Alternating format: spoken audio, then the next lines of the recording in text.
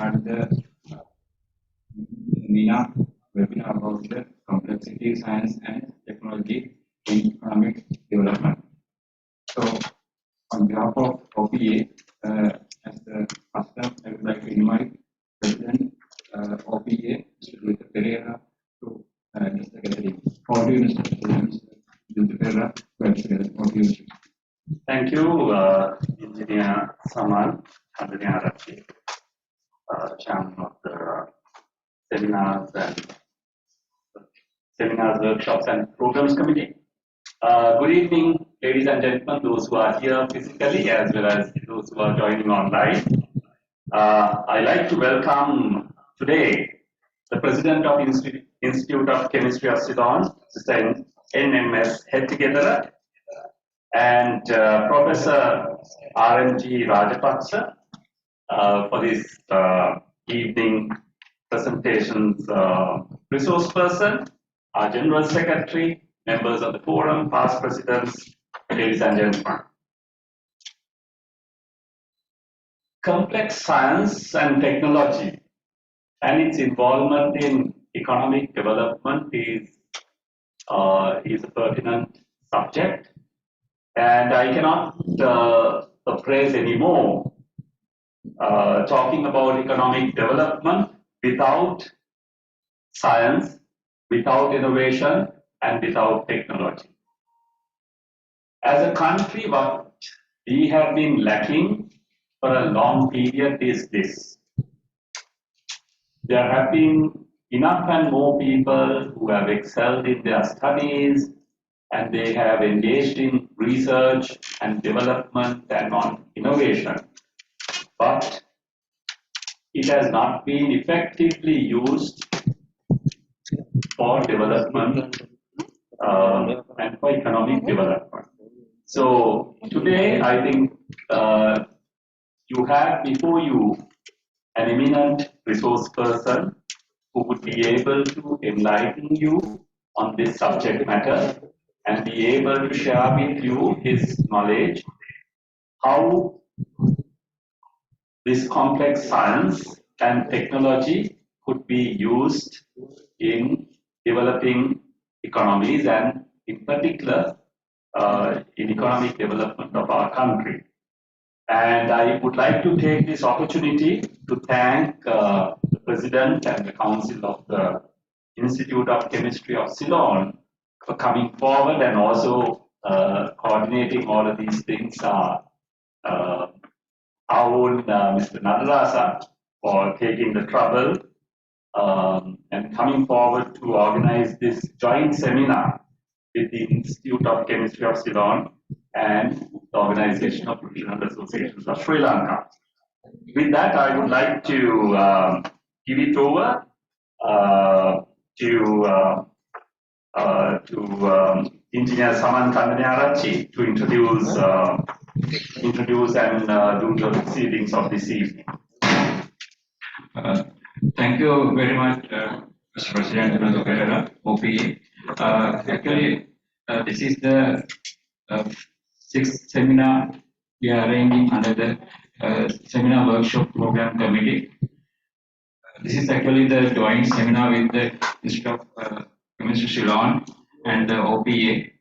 And what is the topic? This is very pertinent to today's context, where Sri Lanka is lacking, as the President mentioned, Sri Lanka is lacking that important aspect of complex science and technology in economic development.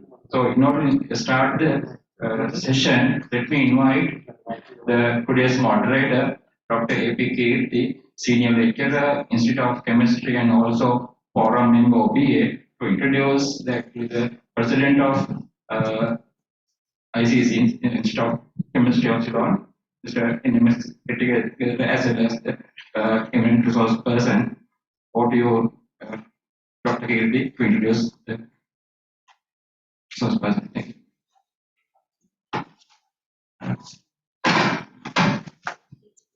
Thank you so much.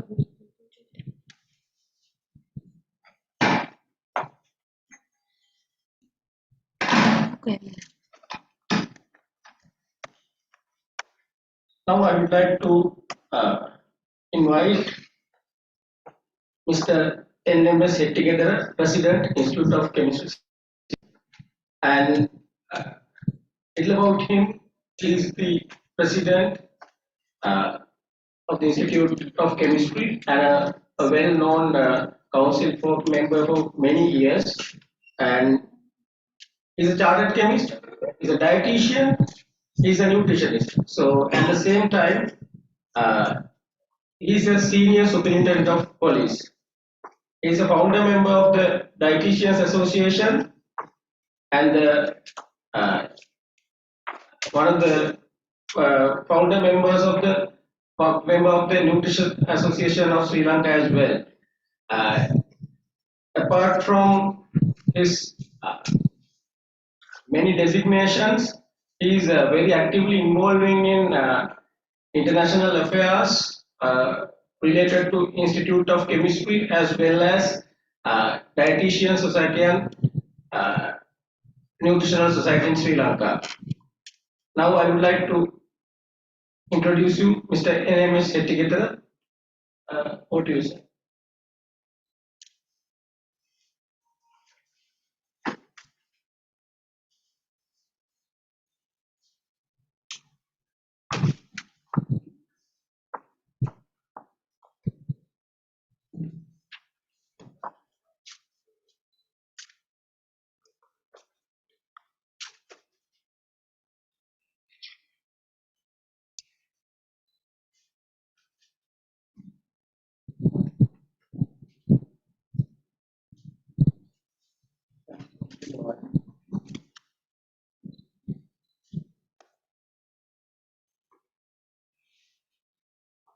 Imports of the year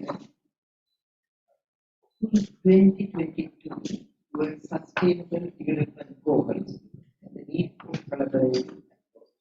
Mr. Tulita Pereira, President Organization of Professional Associations, Engineer Palika Vandana, General Secretary, Engineer Saman Patanaraj, Chairman of the Training Seminar Committee, Dr. A.P. Kirti, moderator for this committee, and the members of OPA, members of the IFC, ladies and gentlemen. As the president of the Institute of Chemistry, Ceylon, I'm going to join you all for today's seminar on economic complexity, science, and technology for sustainable development. Our speaker, Senior Professor R.M. Gilad, yes, sir, and the moderator, Dr. Kirti. And what a wonderful time it is to be discussed this important topic, especially in this special year for basic sciences for sustainable development. We are very pleased that OP has taken necessary measures to organize this seminar, and also we are very happy as Institute of Chemistry Ceylon to support this event and to be having a partnership. We as Institute of Chemistry are proud to take part in contributing to the effort of achieving United Nations Sustainable Development Goals 2030 through the series of programs which will be implemented throughout the year. An important thing is the proclamation of this year as the International Year of Basic Sciences for Sustainable Development 2022 by the United Nations, stressing that applications of basic sciences are vital for advances in medicine, industry, agriculture, water resources, energy, planning, environment, communication, culture. The year will help highlighting the crucial role of basic sciences for sustainable development, thereby economic development, and emphasizes contributions to the implementation of the 2030 agenda and achievement of SDGs. I am glad to inform you that the Institute will be celebrating International Year of Basic Sciences of Sustainable Development 2022, and I am confident that the IFC has the best experience handling BSSD 2022 activities due to successful involvement in the International Year of Chemistry in 2011. It is also agrees well with the theme of the Institute of Chemistry Ceylon for the 2022 Chemist goal in achieving sustainable development goals, thereby to achieve economics. That's why this topic is today is very, very important. While obtaining the blessings of the President Secretariat, we will be coordinating UNESCO to launch the Grand Virtual Exhibition and Trade Fair 2022 to enhance the economic development of this country and a role of chemists in the economic development, and also complete all other action programs lined up with this. Also, this is, I hope to work closely with WHO, OPCW, and United Nations, FAO, wherever possible to achieve our objectives. And OPA is the live wire for us as a professional body, effective body in Sri Lanka for us. At the same time, our resource persons like Dr. Rajapaksa is an innovator of this nano mask to the country during the COVID year. Here, that is the development, it's the application of science to the economy. Then we are, as professionals of country, we have a great responsibility to contribute to the sustainable development goals to launch our programs to achieve them. And IYBSSD 2022 also carries the same objective of the achieving SDG through the basic sciences, including chemistry, basic sciences, mathematics, basic physics, and so on. A series of seminars, workshops, and training programs like this to discuss the role of chemistry, sustainable development, and economics, which is the theme of the year also for the 2022 and 2023, and will be arranged by me. I have already taken action to establish a national secretariat under the Institute of Chemistry. Then, especially this chair for this sustainable development and to develop the economy of the country, to support the country as a scientist, will also take an action to implement to renew this national secretariat. And it will also play a key role to making this important event a success in Sri Lanka and also the economic development. With the cooperation of the relevant public and private sector institutions, educational and professional organizations, private sector industries, and media organizations, a series of activities have been planned to already make. Already, some are stage of implementation now. Ladies and gentlemen, we have to think about our economy first. We need to create a business, especially enhance our export to earn dollars, and that purpose we need to manufacture quality products through new innovations.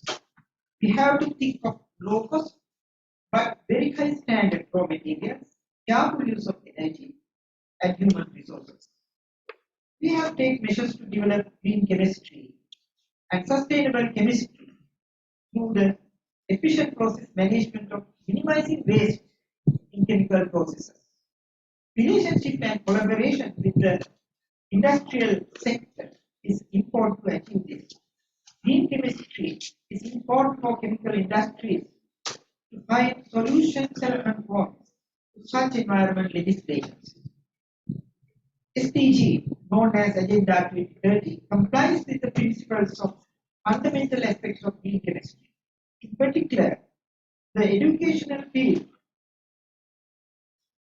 worldwide to minimize the use of chemical reagents and prevent waste production and hazardous substances generation. The main objective of this approach is promote resource sustainability, economic growth, environmental similarity in chemical analysis. It could be done according to the concept of green food analysis.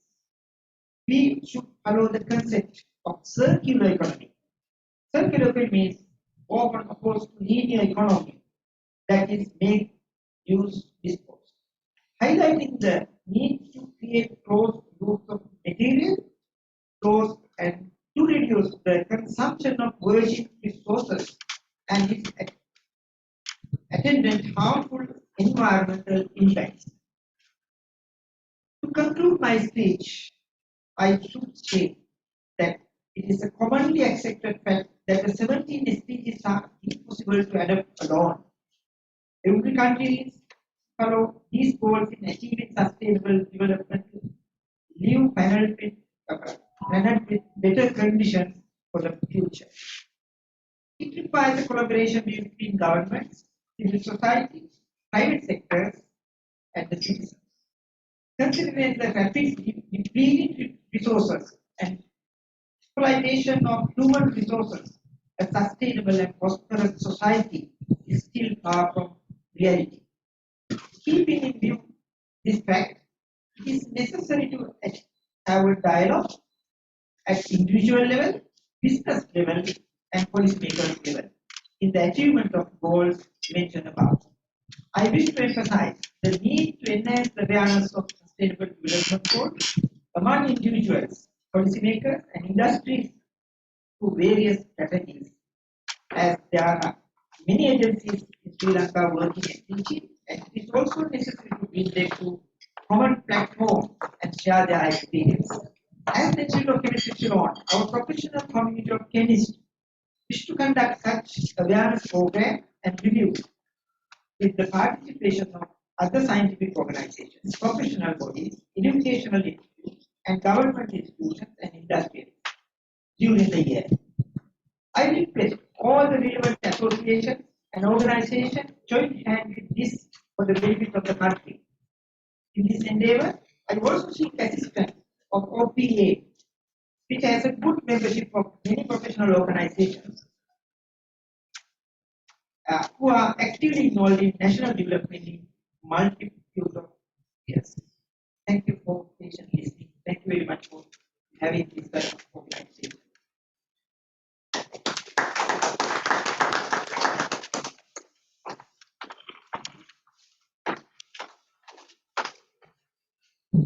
Thank you very much, sir. I have a Herculean task of summarizing very lengthy CV. So I will try to do justice to this lengthy CV. He is a senior professor in chemistry, University of Peradeniya, Sri Lanka, and you don't need any introduction to the field of chemistry and the chemistry students. And to enlighten you about his very bright career to as a scientist, as a lecturer, he is a postdoctoral fellow of many prestigious institutes, including the University of Central Lancashire and a very famous Max Planck Institute, Germany, and many others. He is a visiting professor of the University of Mississippi, USA, and he is a visiting professor for Western Norway University, and there are many other universities as a visiting professor and visiting research scientist. And apart from his association with various universities, he is having his industrial collaboration with many private organizations and institutions as in the capacity of a consultant and advisor. And he is a research scientist with about 3,000 citations with a H index of 31 and I-10 index of 71. So without taking much time, I had this special privilege of introducing our well-known scientist and our senior professor, Professor R.M.G. Rajapaksa, sir.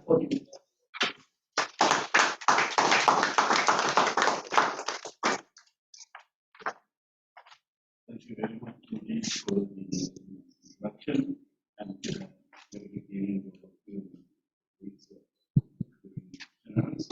And I'm honored and privileged to address to the cream of professionals in this country, and grateful to the Institute of Chemistry, Mr. Nandarasa, for arranging all these things together with OPA, and grateful to OPA for providing all case and to address you. So I'll straightaway go to the presentation now.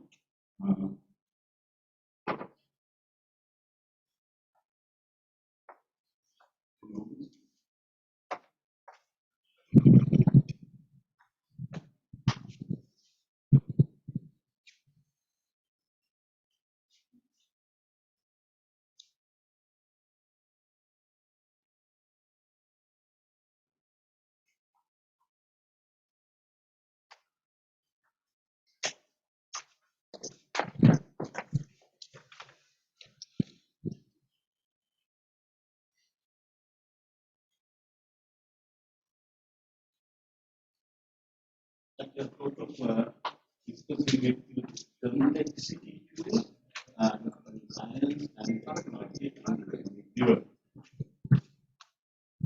complexity, science and technology in economic development. Here, of course,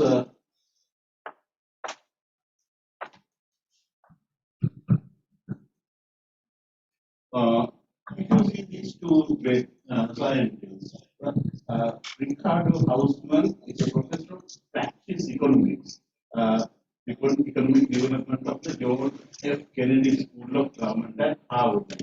You know Harvard. He's a professor of economic. He was Dominos is a professor of structural engineering. See the pair. One is a professor of economic development of Harvard University, and the other professor is a professor of structural engineering, School of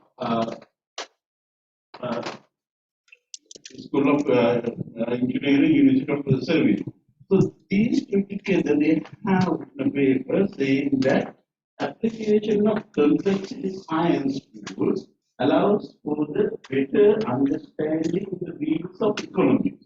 You see the tools in science, we have to apply them in economics. That will gear a nation towards both social and technological development. In other words, what they say is that if you are to develop your economics, your country, the social aspects, the technological aspects, what you have to do is you have to combine science with economics and management and use scientific tools to predict future markets, predict the current markets, and everything. So this combination of that is this OPA is particularly good because it is it's collection of professionals, all the professions. So a single profession cannot do this thing. So as they point out, we have to get together to do something to develop our country. So when you come to this term complexity, complexity, when you say complexity, is one of the most frequently used terms. We always use this term, but in business. But it's also one of the most ambiguous. The exact meaning is very difficult to give because complexity is one of the most ambiguous terms. Even in science, it has several definitions. So for our purposes, we will define it as a large number of different elements. These elements can be specific technologies, raw materials, people, organizational units, or anything that have many different connections to one another. So in our purpose, we will define this complexity as a large number of different elements such as specific technologies, raw materials, products, people, and organization units that have many different connections to one another. Now, if you just think about, not just the pharmaceutical industry, it is the governance and review committees for pharmaceutical programs. Just one part of this pharmaceutical program. You have program management, you have primary governance committee, and they are interacting with various things: legal review, medical review, regulatory review, portfolio review, and then cross-functional development, line function and review, line function A review, all kinds of things. So they interact with each other. So those interactions we have to mathematically solve to understand the outcome of this. So that is what complexity means. Complexity means like we have an organization or anything, or organization, whatever. So they have many connections. So each of these connections is very important. If you break one of those things, so the whole structure might collapse. So in science, we can define complexity in terms of randomness. In terms of randomness. So the least complexity and least randomness belongs to what is called organized simplicity. It's simple. It's organized, not very random, and complexity is low, so organized simplicity. And then on the other extreme, no matter where, from 0 to the infinite complexity, but randomness is very high, above some threshold value. If it is so, we call it an unorganized or disorganized complexity. And then in between you have not too low complex, not too low random. So we have this area where we have what is called organized complexity. So in terms of in science, complexity in science, there are three complexities: organized simplicity, organized complexity, and unorganized or disorganized complexity. Right. So now if you look at the so So science of simplicity. Science of simplicity means now you know Newton's laws.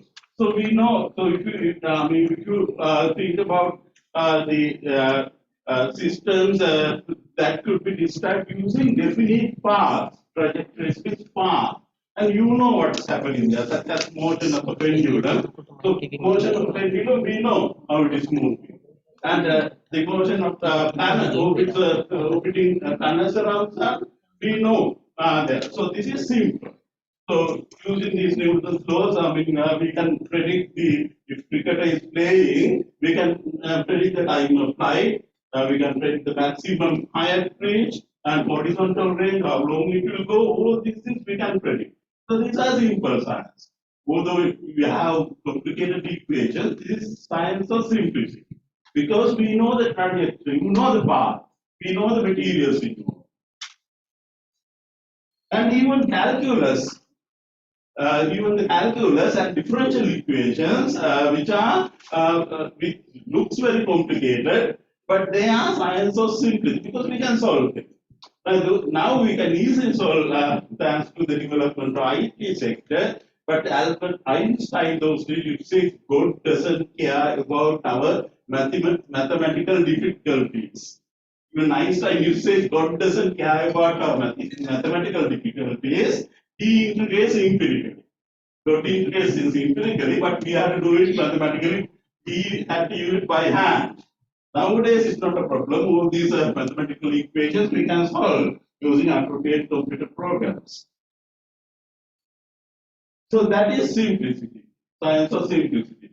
Then next thing that was developed is after developing like Newton, Einstein. So then came what is called science of disorganized complexity. So science of disorganized complexity came next. Together with the rise in steam engines and thermodynamics, humans discovered a science that did not rely on the idea of a path, trajectory, but on the probability. There you have only the probability, we don't know the exact path. Like thermodynamics, there's no path. Steam engine, no path. So that is science of disorganized complexity.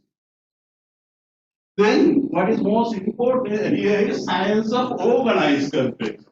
So all these, if you take agriculture or anything, education, health, or any industry, or any school or whatever, school system, education, anything.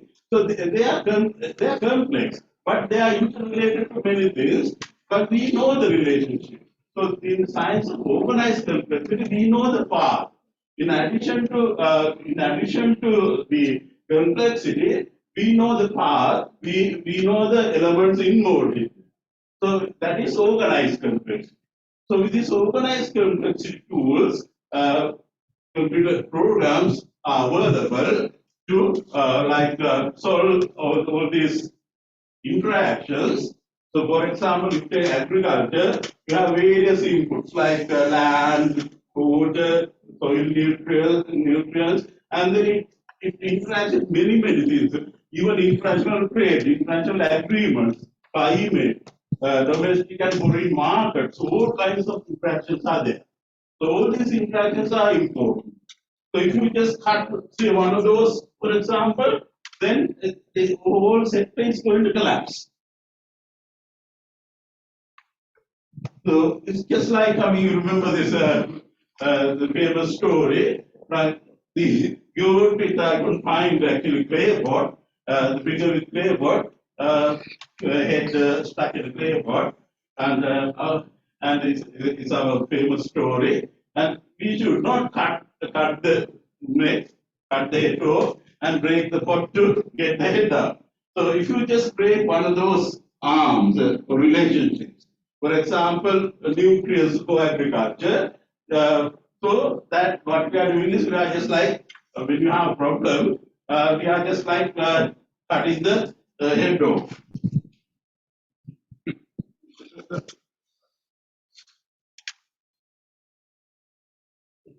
So what scientists have developed a computer that mimics the brain's neural networks. We know in our body, like I mean, your brain gets signals from all the cells.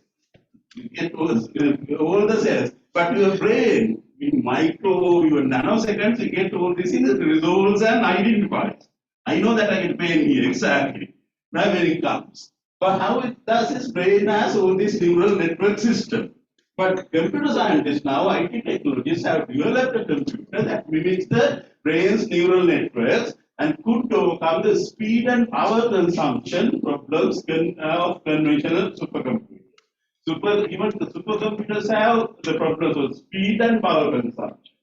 So these the scientists have now developed computers that mimics them even better, like just like the brain's neural networks. So the custom-built computer named Spinnaker produced results like that of the best brain simulation supercomputer software currently used for neural signaling research. So these computer programs, so suppose we have a problem here in the agriculture. So we want to make a decision for us to say ban agriculture, right? So we should not just ban it just because someone said it, or just because it is a fancy idea. So we have to put all these connections into the neural network program because we have IT experts. So we have to give this to the right experts and analyze this. What will happen if you break that part? Right? We have our own experience. I'm not going to go into details, but so that is how in other countries, developed countries, they make decisions. So just don't take decisions. So what they do is they analyze all these things using the supercomputer. So even I mean, you don't need for this simple. I mean, organized computer. You don't need such a high power computers. Because with normal computers or supercomputers, you can analyze all this, analyze and predict the consequences. So we have to do it. So we have to say, today's world requires leaders who can spearhead strategic innovation while understand the technological complexities that enable it.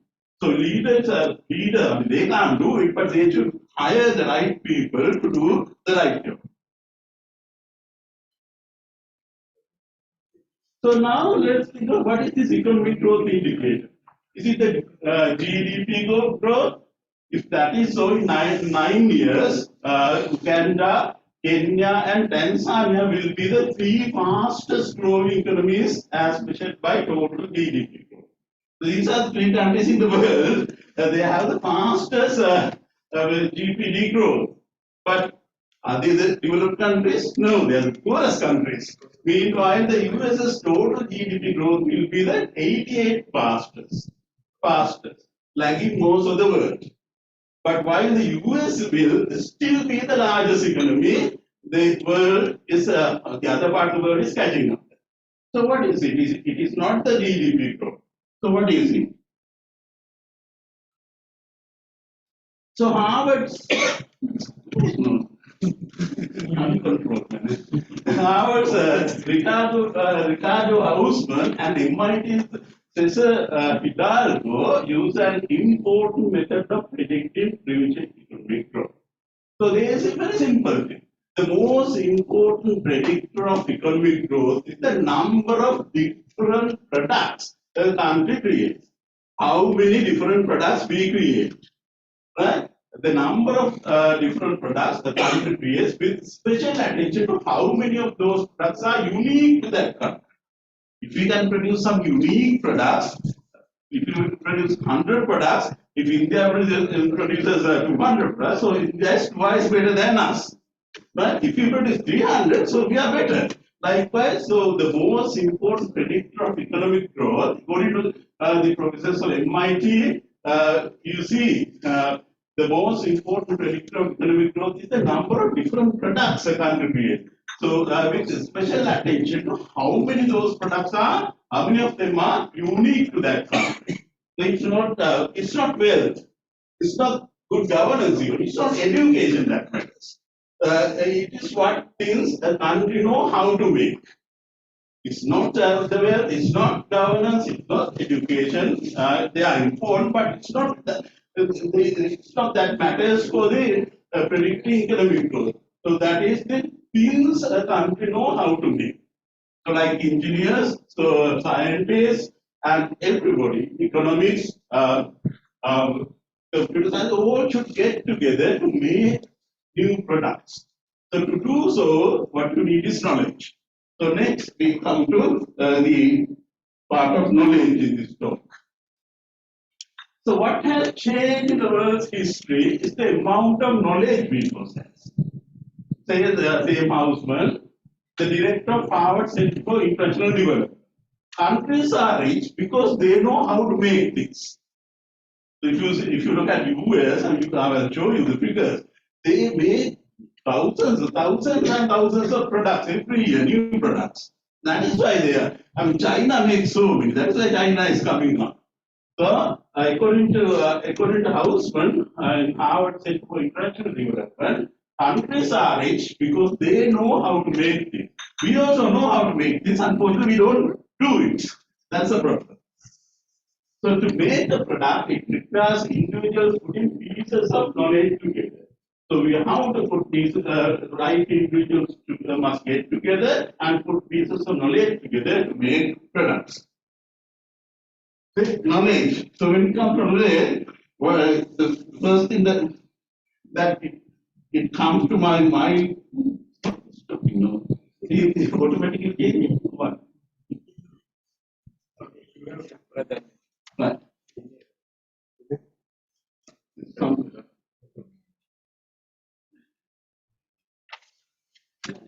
My goodness, you have one thing. Right.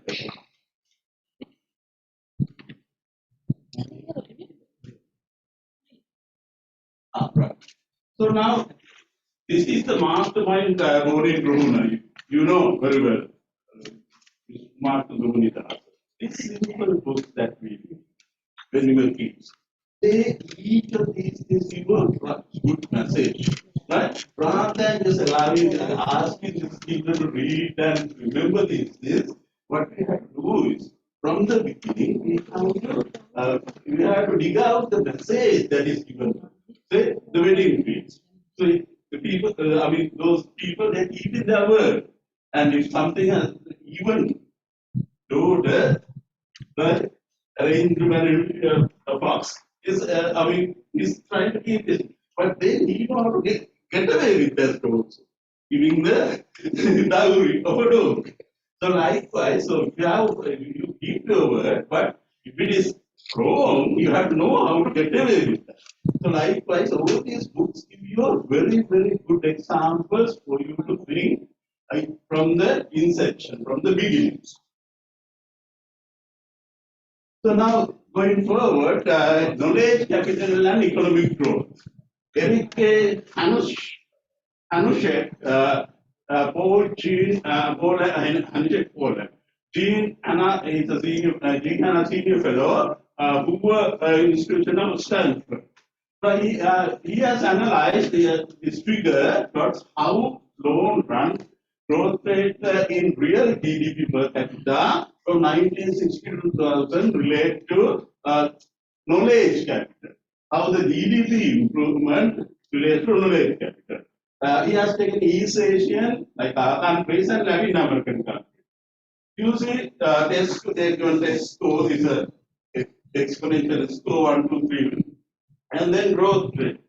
You see, most of these countries, I mean, on average, they are going like a straight line. The highest growth rate, highest this comes like Taiwan, Singapore, North Hong Kong, China, Thailand. There, Japan is here. Japan is here because these countries from 1960 they have. I mean, Japan is developed, but so these countries are developing even further. But I couldn't find Sri Lanka anywhere, unfortunately. I don't know whether these people established know about We Sri have been Lanka. East Asians. Huh? South Asians, they have not taken. East India Asian and is Latin there. India is also there. But it says East Asian and Latin American countries. Yeah, but India is there. Basically, they have taken the Southeast also. India is there. Japan, those countries are there. And then Mexico, all these things are there in the Latin American countries. So if India is there, we should be somewhere. So then knowledge. So we discuss complexity, we discuss knowledge. Then knowledge, technology, and complexity in economic growth. So they are interrelated. So innovation complexity index needs knowledge, technology for the economic growth. It is necessary to remember that the two main ingredients for the development of new technology are codified knowledge in the form of whatever theories, frameworks, scientific papers, patents, recipes, protocols, name it. All this knowledge, instruction manuals, all kinds of knowledge, or know-how, which is acquired through learning by doing in a long process of imitation, experimentation, repetition, likewise, which exists only in the brain. So knowledge is you give knowledge to others by making these papers, patents, recipes, protocols, likewise.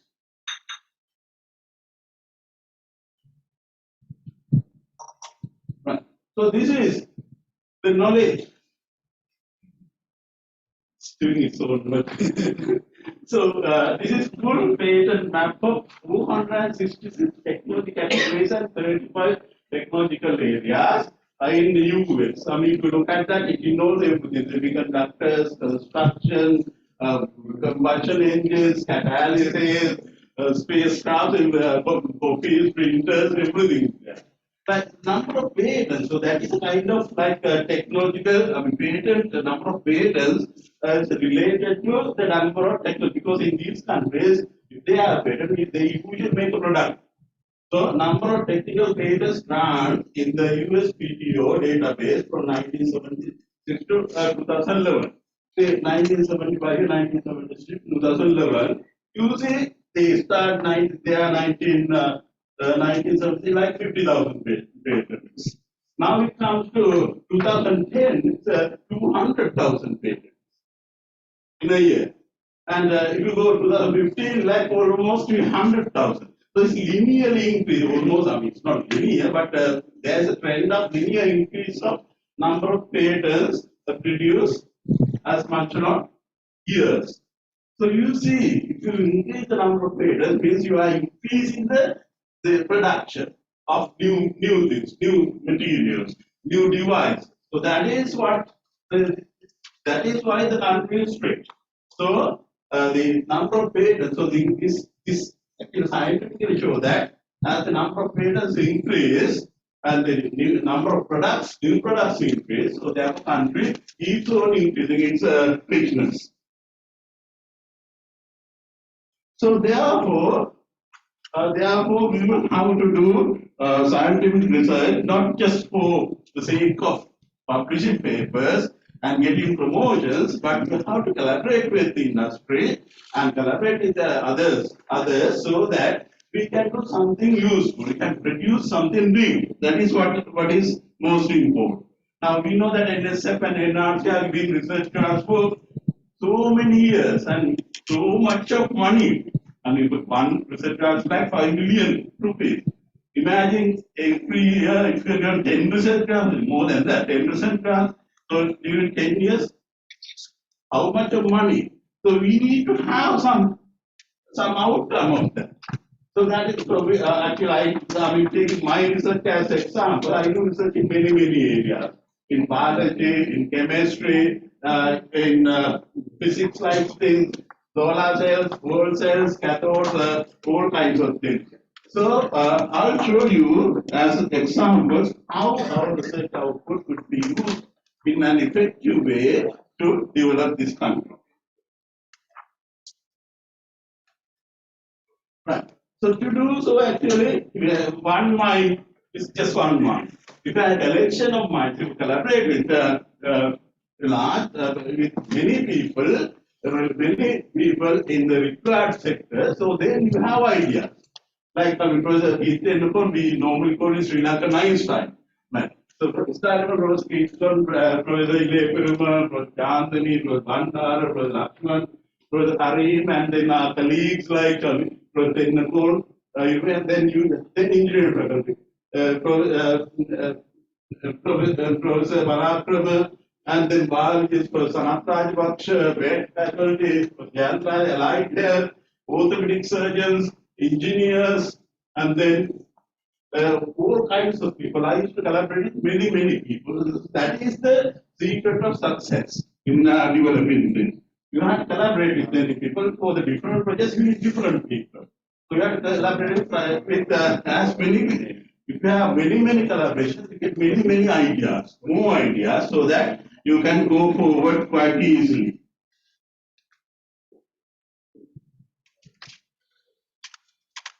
Same solar cell research. This is Professor Dayal in Western Norway University of Applied Sciences, and he's in Norway, in Bergen. He's a professor of applied physics there, and he's very helpful to our mother. And Professor Ravirajan, Professor Ravirajan of Jaffna University, and Professor Ravirajan, so he has he has initiated to get a massive research grant from Norwegian Embassy to start and to develop solar cell research in Jaffna. I collaborate with him, Professor Kumar collaborated, and I UFS collaborate with him. So that, actually now in Kilanachi and in Jaffna, they have installed floating solar panels on the sea, right, through this grant. So, so this is very useful. And then I collaborated with many scientists in Japan also and other countries.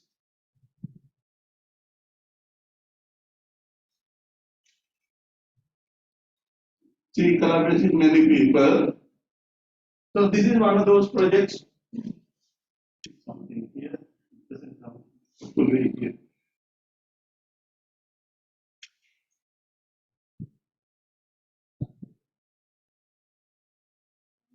Right.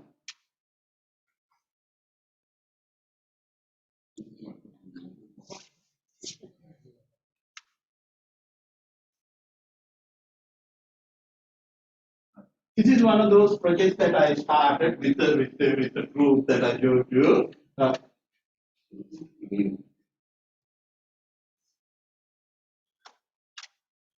This automatic change, could you stop it, please? Otherwise, I can't show what I want. Shows what that is what I want to do. So here, actually, during this intense road time, I had a small pain in my ankle. So I went to see Dr. Suravira. Dr. Suravira is a consultant orthopedic surgeon, and then he took an X-ray image and he said, Gami, there's nothing in there. But if you come to my wards, you see that so many soldiers with shattered body parts those days because of the long explosions and all kinds of things. Then I said I need to biology for my even O levels because I can't actually read that. I'm a very sensitive person. I said, what can I do? Said, I don't have prosthesis. I said, what are prosthesis? Because I had never heard of that word. I'm math man. Even from O level, our O level we had science or whatever. So I selected advanced science in place of biology. Then he gave me a couple of procedures. I did an XRF to find out one is made of stainless steel. The other one is titanium alloy, titanium 90%, aluminum 6%, and vanadium 4%. Now we know the materials. Then we search the Google to find out who makes these medical grade alloys and alloys. The German company found it, and then I spoke to Professor Anavira, but Anavira engineers know very well. Professor Anavira is the person who actually designed the team leader who has designed the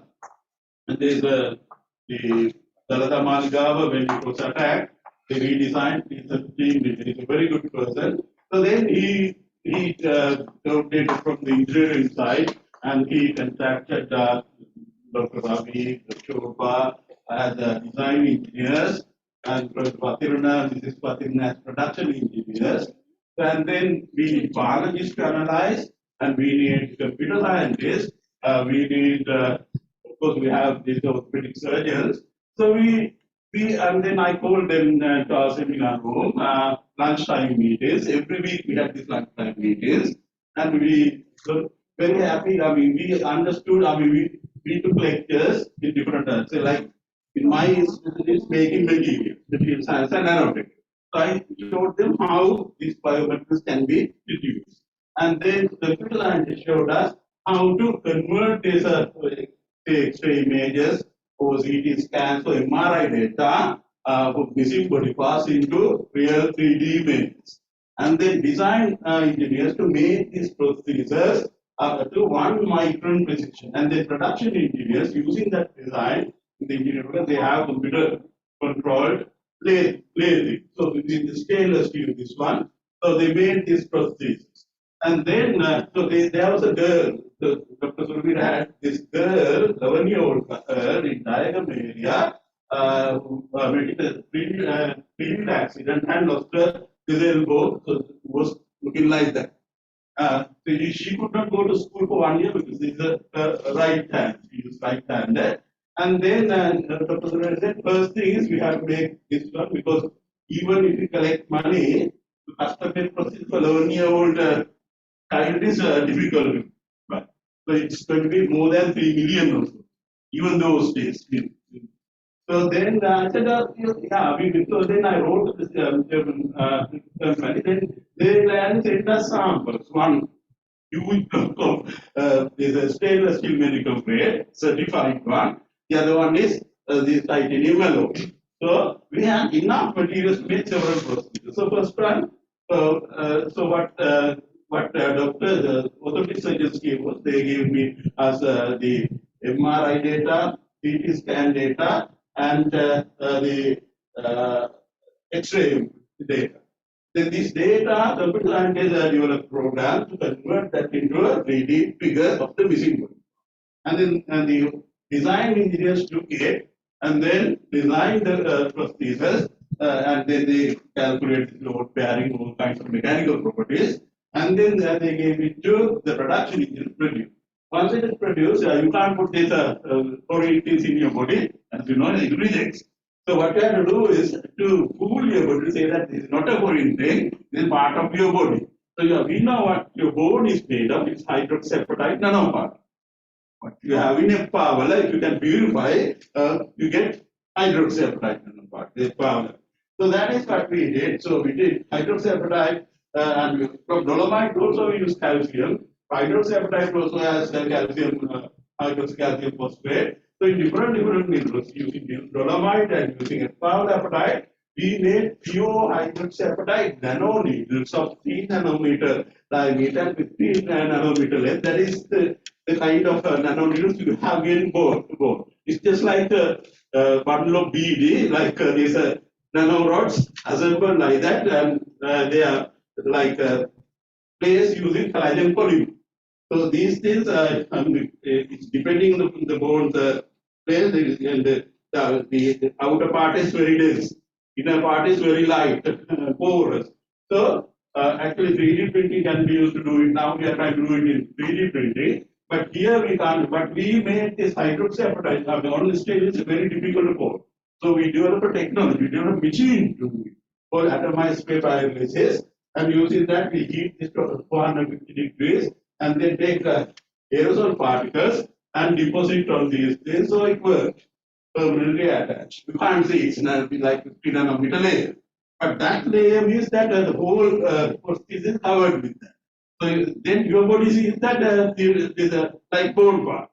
So body doesn't reject it. Then after all, you have to do a lot of biological studies.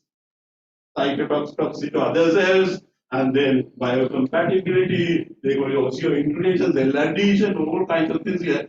So the biologists, I showed you those biologists, they did this part. And then after getting results, then the medical doctors have to get ethical clearance from various bodies. And Dr. Saru has been a leader of that. He could get it quite easily, otherwise it's quite impossible. Got the ethical clearance and then transplant. Right? So then this is 2 weeks after, this is that. And she could, it's like 10 years ago, then she could go to school and she did all hours and she passed with 8 days and Expo English also. She's a very poor girl from Tiger country area. But she passed it 8 days. We were very happy. And doctors used to monitor progress regularly. And then suddenly one night, Dr. told me, Damini, there's a case amputation. Because there's a massive cancer in his knee, his big cancer, the cancer. I had video, I removed it because of the time. So then, since we have all these ethical clearance and everything for the materials and everything, then if you can make the prosthesis, I can save ring bolts without amputation. Then I called Professor Adamira, he came, so we all went to engineering faculty in the evening, like 6 o'clock, and then doctors took like 8.5 hours to for this. It's like muscadine. I mean, orthopedic means you have cut all these things, cut trays, just like I'm cutting these. The pose is not that easy. It took like 8.5 hours. By the time we made the prosthesis, and when he bought it, doctors are just about to remove this prosthesis. Came out of the theater and said, we have removed the cancer. Now, we have the prosthesis. I said, we have the prosthesis.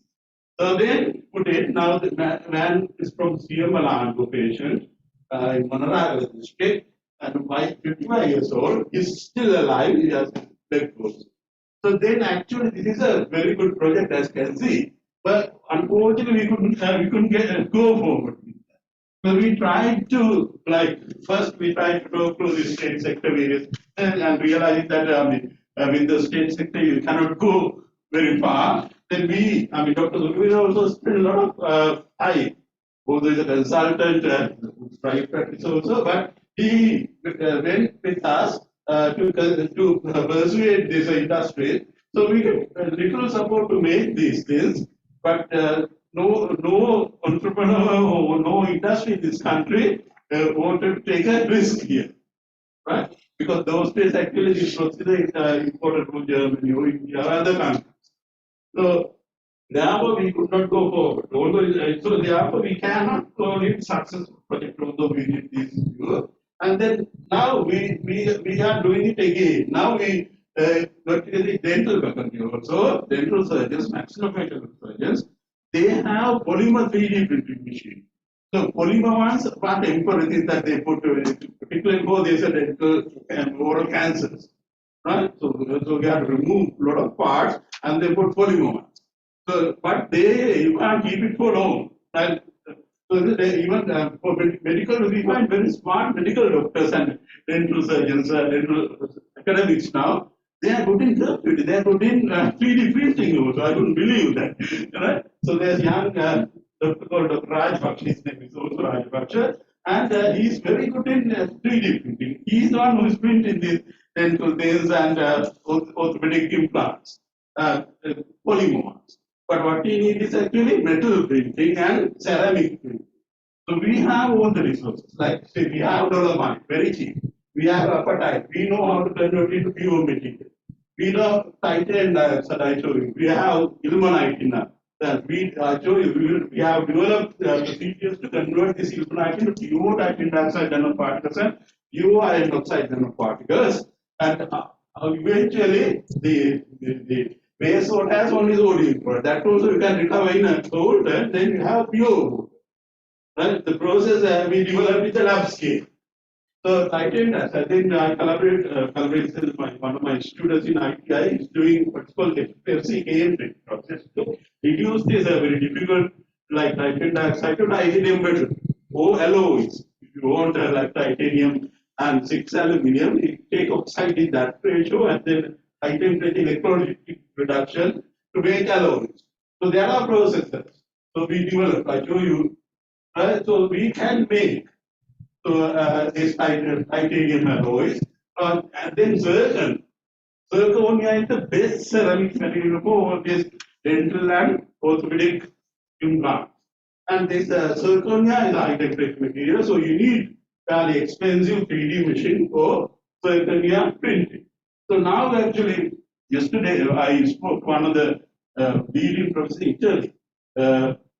His name is Professor Kalam in Italy, and he is quite interested in collaborating with us.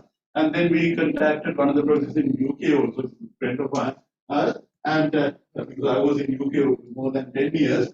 So then we are planning to apply for a Horizon 2022 grant. We need such a massive grant if we want to do these things. I mean, then of course now when you talk to industry, they are happy. Now that seed money is coming in big way, and industry, with the industrial support, we can go ahead. If we get this grant, we can do a lot of things. Making processes not only for we spend enormous amount of money for buying these things, for importing these things, and also if you can produce this, we can even export this. So that is what we are thinking about. That's one of the projects. The other one. Come there.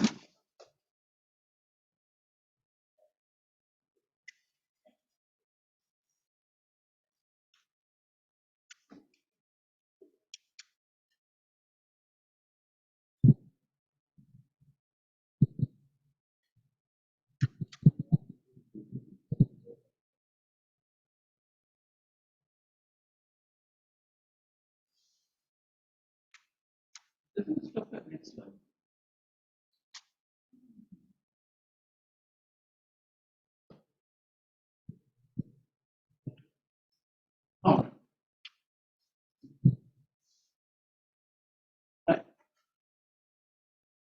What we are so going to. All right. Right. So this graphite, there are only 5 countries in the world where we have where graphite is graphite presented whales like our whales of massive rocks. Underneath the ground actually, Bogala, Karnataka. I mean, when you come to the middle of the whale, it's like 100% pure. 99.99 plus. And what we did was actually we collected the rejected graphite in the whale, the bank of the whale. Graphite stuck on stones. And then we developed acid solution. When you put it in there, what happens is that this graphite is delaminated. And then we can take the sand, the rock piece out, and then this graphite in acid medium gets expanded structure, and then simply we can make graphene. Right? So this expanded graphite is a wonderful material. When there's a shipwreck happened, actually I was in that meeting. Several times I gave presentations also. That even Kamal Gulratna was also there. All these people, this material, this expanded graphite means a graphite structure is just like a hard pack with enormous amount of trillions of parts. Right? So what the distance between these two parts is like 0.3 nanometers, 3 angstrom. So what you do is we expand, we pull this, right? So then the spacing increases, giving enormous volume there. So you can put this. Graphite is a non-polar metal. It doesn't like coal, but it likes oil. So then oil spill comes when you put the mat. What you do is we put a mat and put this expanded graphite there. Then say oil floats on water. So you put this mat on there, and then all the oil molecules selectively come. I have got videos, so many videos I removed it. All the oil molecules come into that. And then we take the mat, you squeeze it here, reduce pressure, get the oil out, put it back, get moved. So very simply you can do it. I asked Manju Gunawardhan to also look into. We have the patents, but I said in those days we don't care about patents. We are not looking for anything. If you can develop this one and recover our environment from that massive damage that we had, that will be very useful. So Professor Kumar and myself, we have the patent. We said, okay, take the patent and make it. Use the knowledge in the patent, make it. So they expanded graphite. And then graphene. Graphene is, as you know, is the material with highest electronic conductivity, highest thermal conductivity. So if you are going to make supercomputers, the material is the one, it's just like one sheet of a graphite. So what these Nobel Prize winners did was they took pencil and paper, then stitch like that and collected. So then graphite, delaminate, take the layers and collect it. This is graphene. And for that they got a Nobel Prize. So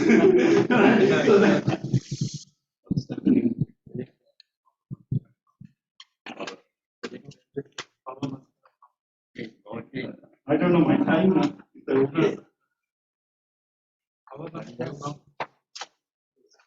I'll quickly go. Yeah, sure. Projector total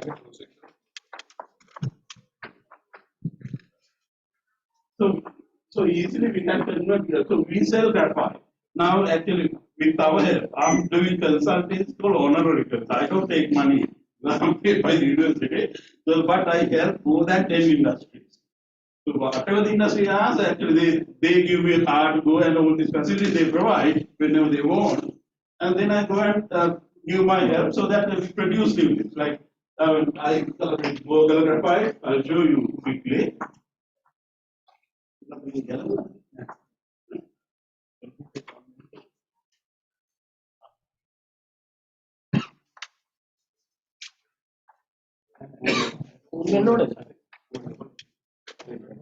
So we'll discuss it again. So what we do is, so this graphite, if you delaminate, graphene is the most expensive material because you can make even the fastest computers using graphene. Yes, thermal management, the number of, the problem of increasing number of ICs is even in nanometer sizes, the problem of heating. So you can manage the thermal management. So then you can increase the number of ICs in there. You can increase, right? So those things, of course, graphene. So now actually they are making at least 5 micron graphite dispersion. They are very useful in industry. Graphite is a material that gives you conductivity.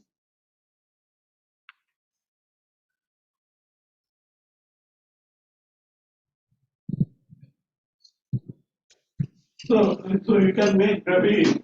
So we have patents for making standard graphite, oil recovery, and then making graphenes from our graphite. Actually, from rejected graphite. That rejected graphite on these stones is have this graphite has very unique properties. So, purity wise is good in the middle, but this graphite when you delaminate, the stone pieces doesn't come. The pieces don't come. So that those pieces get the expanded graphite of a shape of a one use put it panua. Like so this shape. So then this one even you can this magnetic levitation, you can lift things up. You know this mass trace, they don't go on the surface. Correct. You lift it, the magnetic levitation. Right? So this expanded graphite is a material like superconductors. You can use for magnetic levitation. So very good levitation. So these products, what we do is we just sell our graphite for little value added graphite, like graphite dispersions, but not the real, highly value added products. Although we know the technology, we know how to make it, so we have to make those things.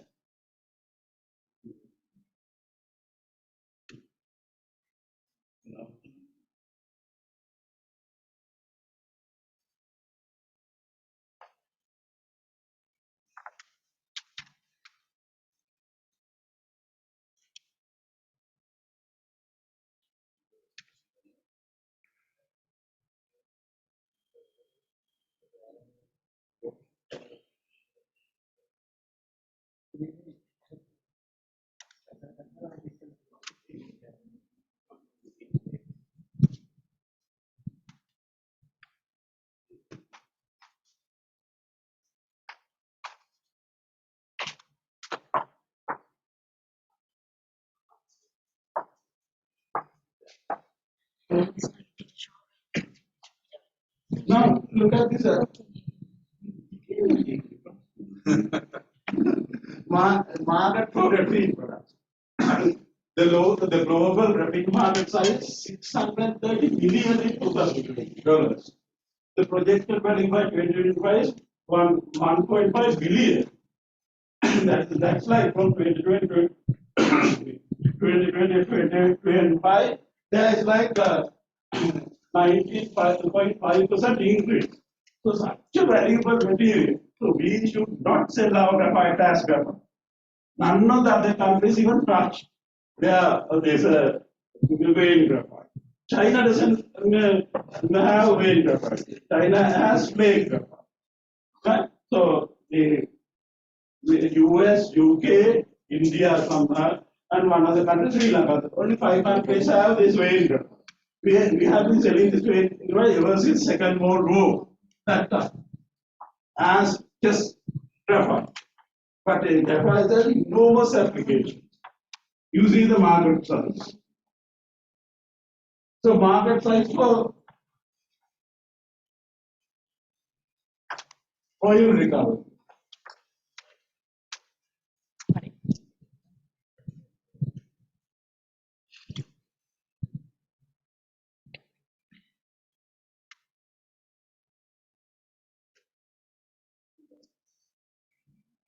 Market. So oil spills. I mean, we have experience. It's a very common thing.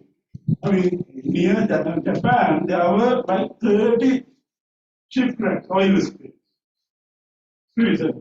So market price for oil recovery is global oil spill management market is $131 billion in 2050. Based on the estimate that in 2050, the market size will increase in 2020 is 160 billion. And the revenue forecast in 2025 is 177 billion.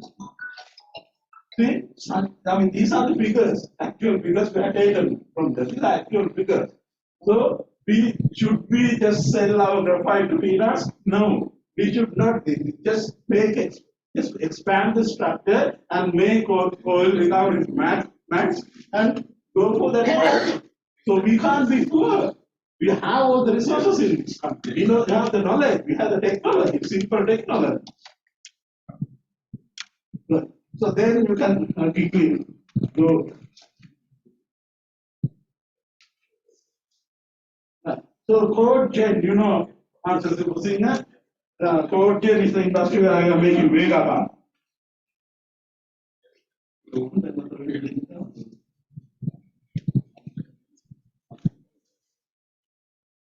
Code chain.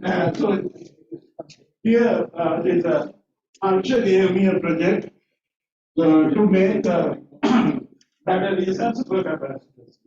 So lithium-ion battery manufacturing is quite difficult at the university because we don't have proper cloud box. Lithium can't work in there, but you can make flow batteries.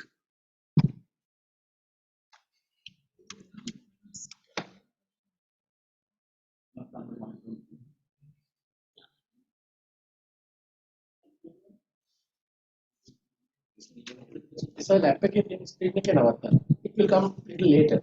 Because what you are seeing is the Zoom screen. There's a small delay. You get into the whatever the screen you want, take it to the laptop screen. And stop it. That's what I want, but it doesn't stop. It will. You have to wait. So you see that. So we discussed that. So I will go to next. Let's go far again now.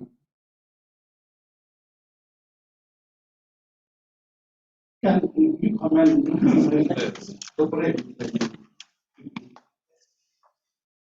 It doesn't happen in other ways.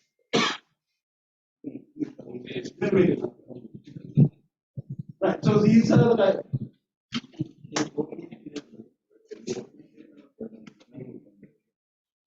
kind of electrodes we have to make this battery. So to make 10 kilowatt hour battery, we need like 22 50 by 50 electrodes it can make from graphite. Making large electrodes is not that easy. They can track. So, but what they have is actually hot pressing. but we can grow these things, we can make these things. So this is a kind of flow that we make. The solution electrolyte is continuously flowing in a kind of flow pattern. We have stacks of cells there, and this is for zinc bromine flow battery, and this one. So flow battery is the newest kind of battery that can be used to store solar energy generator, electric generator, from solar. So we have made 1 kilowatt hour one with the collaborative engineer, production engineers. Now we are making large one to make. So he's very interested in that. I mean, Paul is a singer. Actually, he is supporting two retired professors, one my teacher, Bandara today, and 4 students and several 3 student engineering faculty also is paying fairly high research, like 80,000, 150,000 for the guy who worked for 5 years. Like, I mean, that is a fair monthly allowance for research assistants. So he's paying high amounts and he's giving all the chemicals to make this a reality, to make these batteries in this country. So he can make the world's best, like sport car, Vega. Actually, in the competition that was held in Sweden, our car won the first prize, Vega. Right? So we need to develop this battery. Otherwise, I mean, solar cells, although we talked about green energy, we can install solar cells. But we cannot connect all these solar cells to our national grid. So national grid, our national grid is old national grid. It's not a smart national grid. Means that you cannot automatically balance the power. If you can't automatically balance the power, when you get power in on and off manner in the solar cells, the grid cannot accommodate. Can accommodate small quantity, but not the large quantity. So we have to either change the grid to a smart grid, or we need to have batteries to store. So in that case, I mean, you don't need the grid. So these two are the things. I mean, although people say that so much of solar energy is there, solar cells there, why not? I mean, electricity. Always we are complaining electric board, but that is not fair because they cannot do it. They cannot manually balance the inputs from here and there. I mean, hydroelectricity you can balance. You know the amount, time, everything. Electricity generated from the power plant, thermal plant, you can balance. But solar, wind like that, they are unpredictable. So manually, I mean, you have to wait for the time when it comes to balance. You can't do it. So then automatically you have to balance it. So that system, other countries like UK, China, or even India now, they go for the smart.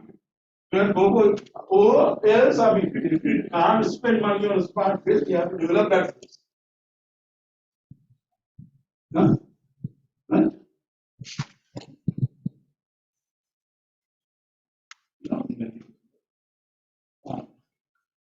So then, of course, now ilmenite, I collaborate with Professor Chandra, Vice Chairman of UGC, one of our students, and Professor Rohan Chandrajit, famous, very good research in geology and our research student.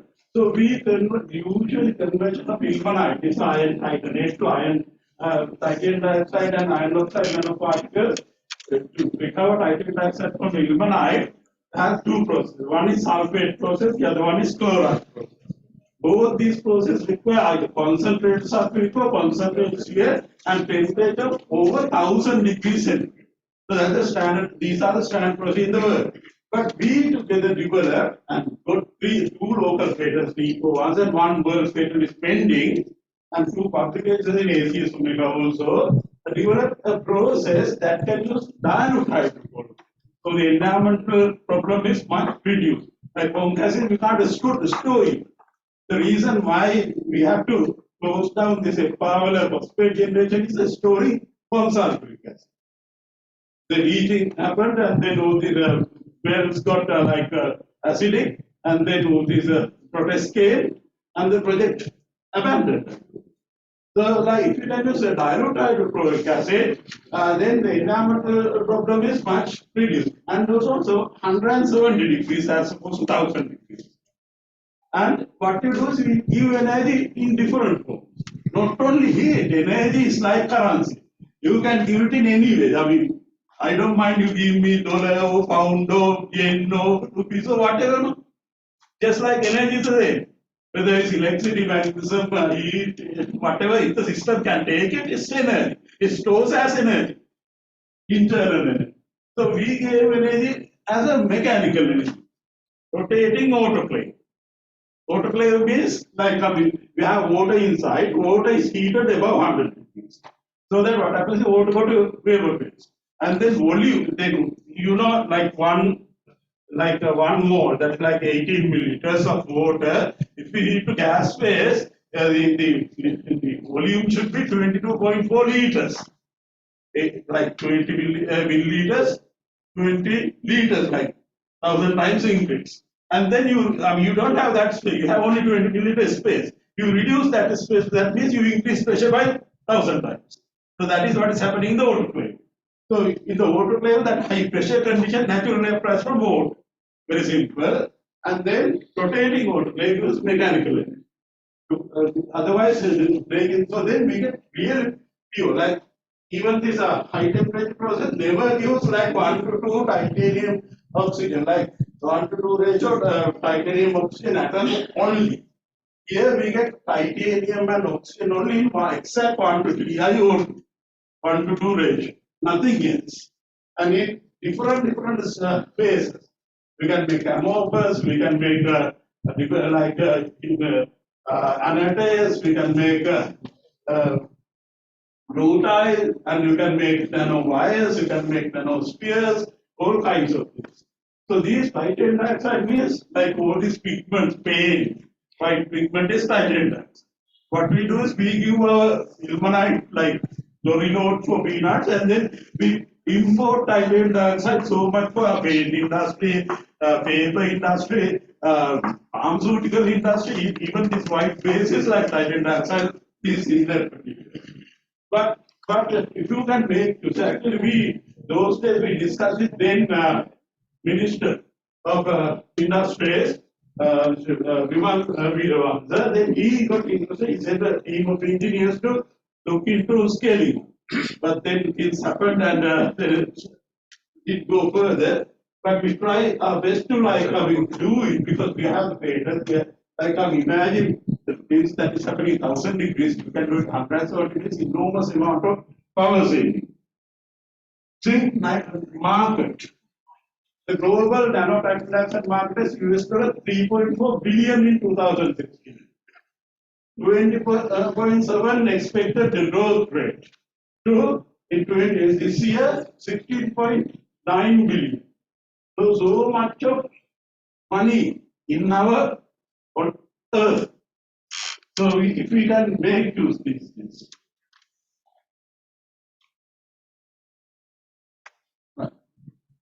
So then actually I'll quickly go through your time. Sorry about these interruptions we have. We have demonstrated a lot of not only make products, then we go for industries. And I used to collaborate TJ. We used to go textile jerseys in Isavella. Is one of the subsidiaries of Brandis, I think. TJ has like 40% jersey market to the US and Europe. And then we make all types of value-added fabric. That is what consumers make. If you can wear your shirt today, tomorrow, day after, without washing, that is very good. And if it doesn't get any stain, if it doesn't have any smell, no bacteria, no microbes growth, no stain, so you can. No scent absorption. So we make antimicrobial, super hydrophobic, stain resistant, anti-peeling. Peeling is also a big problem. When you wear, sometimes you get like that is it. But that's what peeling means. The small molecules come to the surface and then they turn around into more stable state is spear-like. So they make everywhere just spills. So that anti-peeling and anti-static also. The static charges when it accumulates very difficult, uncomfortable for us. So these kinds of say this is one of those demonstrations I quickly show you.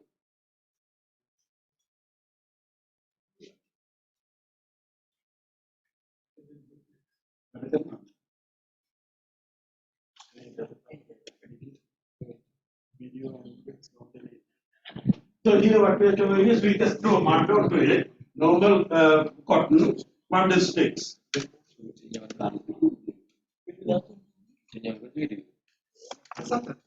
Why not you go and India?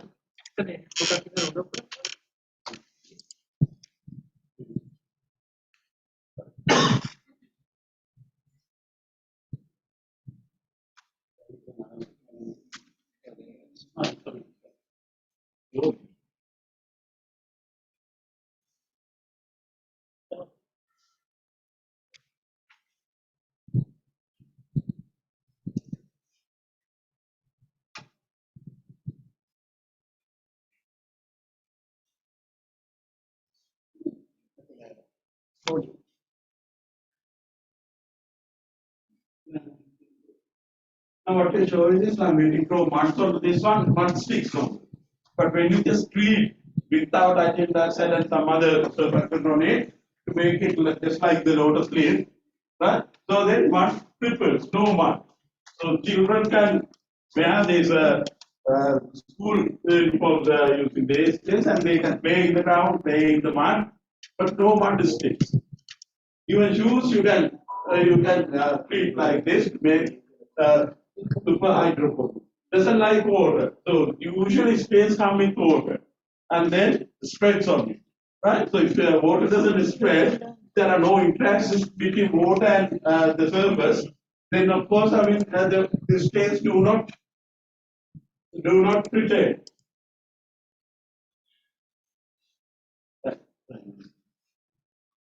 Sorry, I can't show you everyone.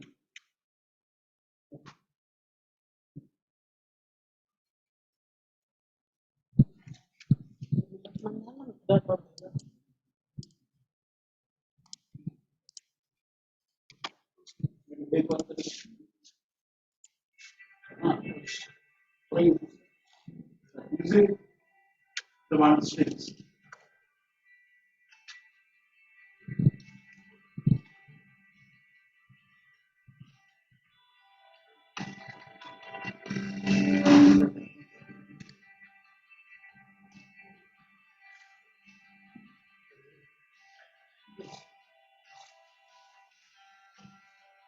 And then this little treated one, normally treated doesn't wash away. It must goes like if the mud on it, mud doesn't escape. If there is a point where there is no treatment, it stays.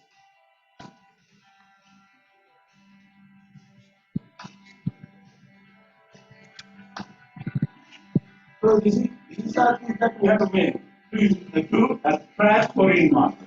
And actually, I was one of 5 members enrolled in developing slim tech when Sritam was minister.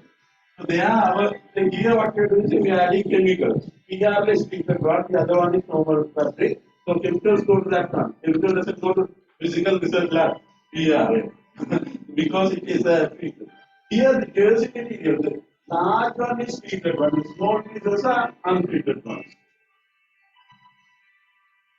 You see, it stays as a the sphere and then attracted to untreated one. Doesn't go to chemicals, stains, do not go.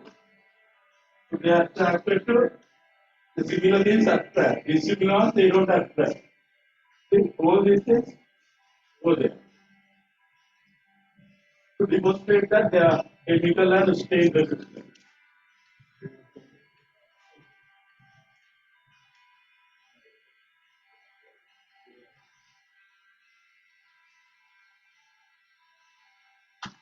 If you try to push it, they don't like.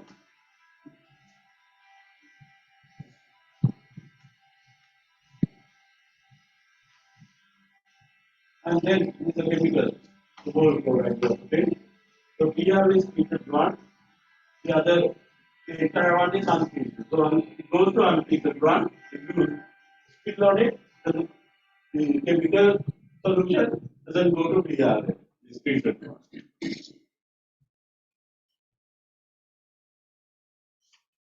Yeah. So we had the knowledge now. When this COVID problem came, now I thought of like, the doctors in Peradeniya, Rampola and Candy, they actually contacted me saying that there's a big problem, even for doctors, there are no proper base marks. So then I thought like we have the knowledge of modified textile, so why not use enamel friendly cotton? So we use three layers in this face mask. The upper layer is treated. All three are made of cotton, biodegradable, enamel friendly. The upper layer is made of super high glue, just like the lotus leaf. These if the aerosol particle in the virus comes, it gets a reflection. Then by any chance it goes, the middle layer has the pores in cotton blocked with huge micro-size. I mean, we using a microscope, we study the pore sizes and block chemically using nitrogen dioxide microparticles, on which you have large number of star shaped, just like you have bowl, and then just like the charm blades of blades connected with the ball, like just like a star. Here in the aerosol particle ripples, just like shedding water droplets from the lotus leaf. That is what is super high. So in the middle layer, large particles are used to block, and then the star-shaped nanoparticles, they can mechanically cut this virus and destroy it into pieces. So for that mechanical action, biological species cannot develop. I mean, it can do chemically also. But then what viruses do is they adjust. They develop resistance. But for mechanical action of destroying by cutting and making pieces, nothing can be done. So these sounds don't come. So that's the middle layer. Then the innermost layer is a super hydrophilic one. It likes water, so that when you wear it, your breath coming out has more moisture and carbon dioxide. So that absorbs quickly and then expels from the headspace between nose and the mask, so that there's no accumulation of carbon dioxide. Rich air in front of. So one of the problems, one of those mass, I don't mention names, the very high grade mass is this accumulation of carbon dioxide, because it's made of polypropylene, not cotton. So there's no enough space for this accumulated carbon dioxide to go up, right? So that's why they use some special valve here. If you look at some of these ones, there's a valve that opens in only one way, so that carbon dioxide moisture can go up. So that's a problem actually. If you are a patient, all these like your exhale there has a virus, so they immediately go into the. So it's just like no use having a mask if you are a patient. But here the exhale layer should go through the middle layer where virus is destroyed. So this test for SARS-CoV-2 is very costly. Because I did my PhD at Imperial College London and worked there for 3-4 years, when we said that I am an alumnus, so please give us a loan. It's 1.9 million rupees, but otherwise it's 3.6 million. So reduced to, and then we tested it for SARS-CoV-2. It faced that this middle layer destroys SARS-CoV-2.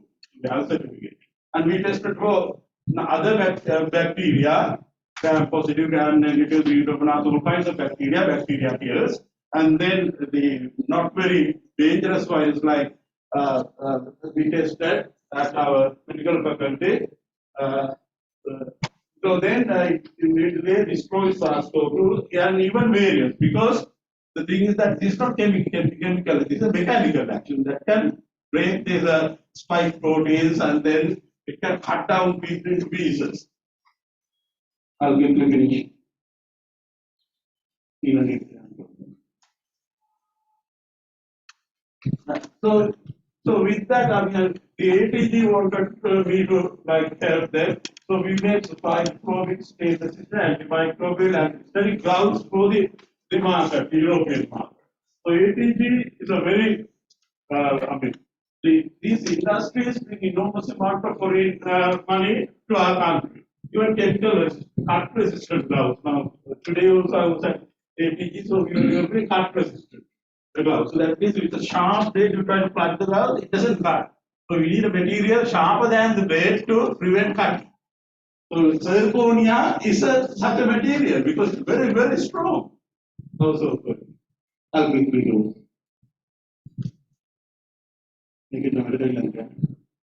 Right. So LGL, Lanka Transformers Limited, one of our students is the factory manager now. He was the factory engineer from, but he unfortunately died at young age. So he's the factory manager. And then what they do is they put this the iron bars and transformers in HCl to remove the oxide. And then once HCl is then iron dissolved. So it has iron 2 chloride and iron 3 chloride. And then with time, when HCl strength is reduced, they have to discard it and put new HCl, punk HCl. So then that HCl has so much of iron 2 and iron 3. And then what they do, they add lime so that gets solid iron oxide, and they had piles of this iron oxide. They couldn't do it. But iron oxide is such a wonderful material to make nanoparticles. So these two, they are did their PhD, industrial PhD with EJ. So he gave project to us. So I asked these are actually doctors now. They have to tackle that problem. So they made magnetite nanoparticles, magnetic nanoparticles. They are you see, microtone group, antimicrobial particles, and also some bricks, colored bricks. So these are different colored ones you can make different because iron oxide has different colors. So once this COVID problem came, actually we made this paint with this iron oxide antimony pigment and then applied on the COVID code in Margam with permission. So in the first attack, actually Margam the Roman hospital did not have single death. So that's because this is antimicrobial and it kills virus and bacteria. So thereby actually prevent the spreading.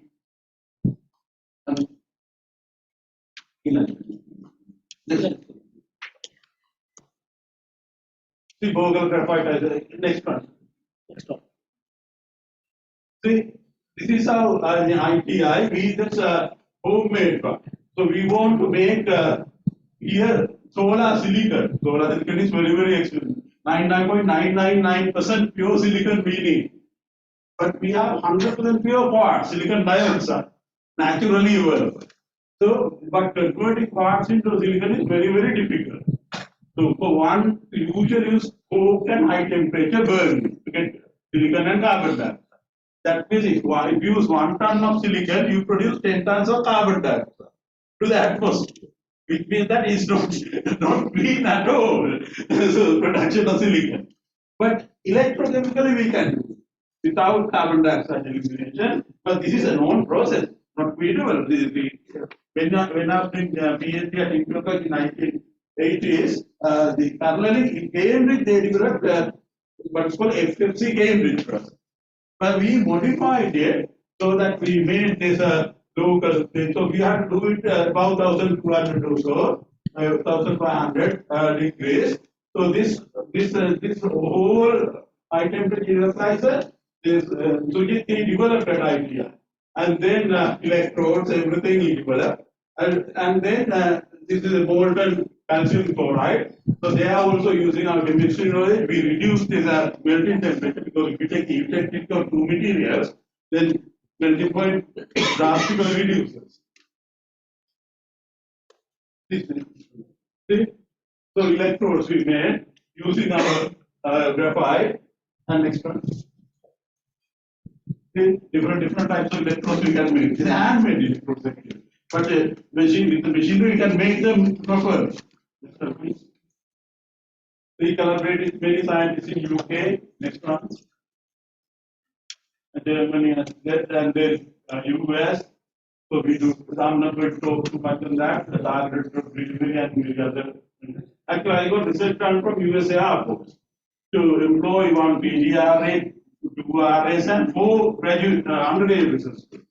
So to develop, we use our local materials like farm material. They have wonderful materials like extendedly conjugated moieties like berberine in what you call berberine. It is a material that is found in very well.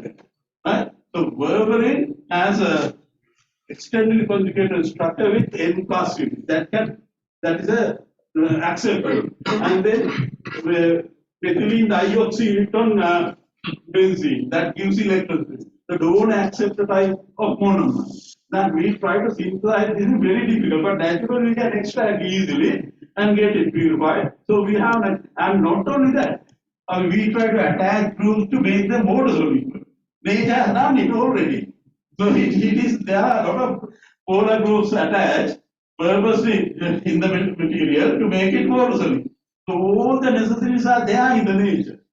Arabica bark has 9 different types of such alkaloids, which are extended conjugated donor accept type of molecules. So if you polymerize them electrochemically, you make donor accept type of intrinsically conductive and infrared active materials. These infrared active methods are very useful in many electronic and optoelectronic devices. Not only that, in bio, in bioimage, if you have a disease or something problem, so you put that material, it's non-toxic in there, but it's not colored. So then we shine with infrared. So what it does is it adds up with infrared photons, say 10 photons to make one visible. 20 photons make different visible photons. So likewise, different places you make it colored in different colors, so that healthy cells, disease cells, liquid disease, you can hide like bioimaging. So these things we make actually through that project, and then we can collaborate the research for electronics, and then of course we found a group for Academia Asia. So I'm the founding member there, one of the founding members, and Norway Sri Lanka collaboration, the Norwegian ambassador, Professor Allen and Professor Rajan. So they actually, I'm very happy that they have installed this floating solar panel, 2 panels in the sea. That's concludes. Yes, thank you. Sorry about this interruptions came, but I hope I gave you a message that we have the knowledge of complexity, we have the knowledge and we have the technology, so that together single person cannot do it. All these professions. This is the ideal forum.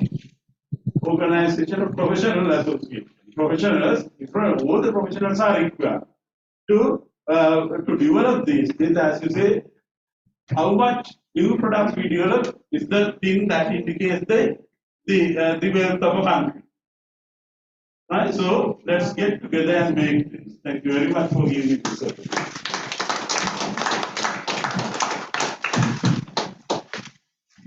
Thank you very much for that wonderful delivery, sir. We are running behind of time, but I think if you want to ask quick question from him, 1 or 2 questions. Time for questions.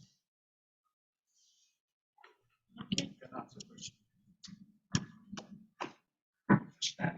Yeah, I think it was very interesting the way you mentioned that we have the knowledge, the resources, and the methods and everything to develop the country in a short time. But the problem is our system. As you mentioned, it's very difficult to convince the people who matter. In fact, as you mentioned in this one, our president, who had little knowledge of agriculture or fertilizer, took a decision disregarding the views or advice of the experts in that in that field, you know, took distance and created a very serious disaster to the country. Maybe it must be in hundreds of billions loss over that period. So now the system has not really changed, but anyway, now that we have a new administration, is it possible for us together to convince the present administration to adopt these methods so that we can recover from this disaster in a short time and bring back the glory? That's, I have one more question. Now you mentioned about this intelligent fabrics. Is it available in Sri Lanka? The links are available now. You can buy some dedicated and little expensive, those like 15,000 rupees, I think. But they are supplied, you can wear without pushing for weeks. They are available. But most of these are made for export market. Now that we need dollars. So I mean, rather than local consumers, the consumers in the Western world, they look for this fashion brand fit, advanced intelligent property. Not only that, actually, you can incorporate like sensors to measure your blood pressure, your heart rate, all these your body functions. All this can be incorporated so that while you are walking, everything is recorded. So naturally. Yes, there's one more. I mean, first question is the main question, but there's one more question you can answer. Okay? That is, now you mentioned that we have very valuable raw materials which can be transformed or value added or whatever to gain much higher values. So since the methods are available and so on, is it happening or why is it not happening and why are they still exporting this raw stuff without converting? Is it because people are not interested in making, going in that direction or whatever? One classic example is that when we made this mask, like during this COVID time, we had a lot of orders from Australia, Switzerland, and even from America. But then it took more than 1 year to convince NMRA to get the certificate. Right? So we got the good manufacturing practice, and then the excuse, they are not saying that there's nothing wrong, but they say that in the WHO there is no guidelines for the reuse. It is reusable after working for 35. Because no one in the world has made it. So obviously there are no guidelines. So they have to develop. They are not doing it because they don't want to promote this. Some importers, they want to import this. So then we use our dollars. So that is not what should happen actually. We as professionals, this is a very serious issue, not a joke actually. We as professionals, we should get together and convince the higher authorities, the president and all these. Actually, these are like I have presented in the cabinet also. After emergencies, I was the only person from the union sector went to do presentation in the cabinet meeting. Thanks to Minister Bandhu Pradhan, he arranged it, and the parliament also. Because I don't have any political connection, but then because of this import, I presented. And then I told the president in front of the health minister those days, lady minister, that NMRA is delaying. I always say, in the agriculture thing, I said, if you do it, I told him before making it. I was in the cabinet meeting, they invited me when glyphosate was banned last time. And TRI director, RI director, everybody was there. But I was the only person who said glyphosate has nothing to do with CKDU. You don't get CKDU from glyphosate. There's no scientific report. And don't do it. All over the world they are using.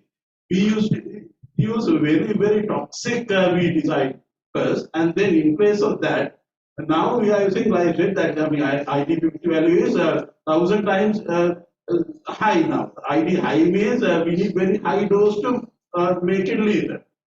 Right? So glyphosate. But glyphosate bad. So what happened? Japan stopped buying our tea, saying that your tea is contaminated invading weeds. And we lost a huge tea market that we had for Japan. And now suddenly, when they trying to ban agriculture, I said, don't do it. Agriculture is, I showed them, if you understand such a complex issue, and if you break one of these arms, it's going to be a disastrous. Not only for the food, for people here, but export agriculture, tea, rubber, coconut, spices, and many things actually. So that is where the huge impact on our losing the foreign currencies due to that banning. Because we lost our, we really lost our export market. I mean, in life cycle plan, we did somewhat we lost, but still we had to we could maintain. But then once we couldn't grow actually. I mean, no country in the world is doing that in 100%. In America, only very posh people do like 5% or 10% of organic agriculture, and it's very expensive. That is because they like to have this organic name, and the money is not a problem. Even in most like greenish countries are Norway, Sweden, etc. They only do 10%. They go for 10% organic agriculture. They spend 30 years. They do several millions of euros for farmers to like develop organic fertilizer to convert like 10% of agriculture to organic. So we can't do it one shot. I said, don't do it. It's a good thing that all these chemicals are microchemicals are toxic. No argument about that. But in the 1950s, people were dying without food. But then when Haber process was discovered in 1950s, the food production exponentially increased because of urea production. Right? So urea is produced in every cell of our body. And your urine has urea. Urea is not toxic to us. It is toxic if you eat kilos of urea. We don't know it. So anything is toxic if you take in excess. But applying urea has no toxicity whatsoever. And urea is such a simple molecule that can destroy easily and so soluble in water, and that cannot make CKD at all. That's the thing. So the wrong policies, wrong advisors, and selected. When we say something, the president doesn't like. He liked it if the people approve it. I said no. If it is wrong, I'm saying wrong. Whether you are a president or whoever, this is the science. So that is the way that the policies and also the people. People should listen to the right people, not just one group of people. Analyze situation like using artificial intelligence to analyze these things, analyze effects, and then to see what happens if you convert it to 10% of organic agriculture. Likewise, computer programs are there. Artificial intelligence is so developed, you can analyze. So after analyzing with all these experts, only you have to make a decision. So when you make a quick decision, this is going to happen. Okay, Professor, thank you very much for giving valuable information for that forum. So my point is right now Sri Lanka is looking for a tea, rubber, coconut or textile, whatever the remittance. So to solve the current situation as well. In the previous we say that tea, rubber for coconut agriculture. But my point is, as Sri Lankans, we have natural resources enough with us. You clearly mentioned. The one example is 1950. We have a good GDP. We have a good GDP, I think, second to Japan, mainly because of the graphite. But nobody is discussing right now. We have some team in our committee. We have some committee. We know that in our Sri Lanka we have enough natural resources. If we can develop it, I think Sri Lanka can become a marvelous place in the world. Good example is graphite is a graphite. I know the value of graphite and the graphene. There are some what is called institutions in the government. There are some one private graphene factories, Raghidra factory, you know it. I know the person. So why we can't develop such a valuable asset to develop the country? What are the factors we are facing for that? We know the political yes, of course, but as professionals, we have a duty to do something. So I ask the correct factors, how we can overcome those factors. That's my question. Yeah, it's a good question actually. So I spoke to my collaborator Burger. Burger is actually sold in Germany. So they are controlled by the German parent industry.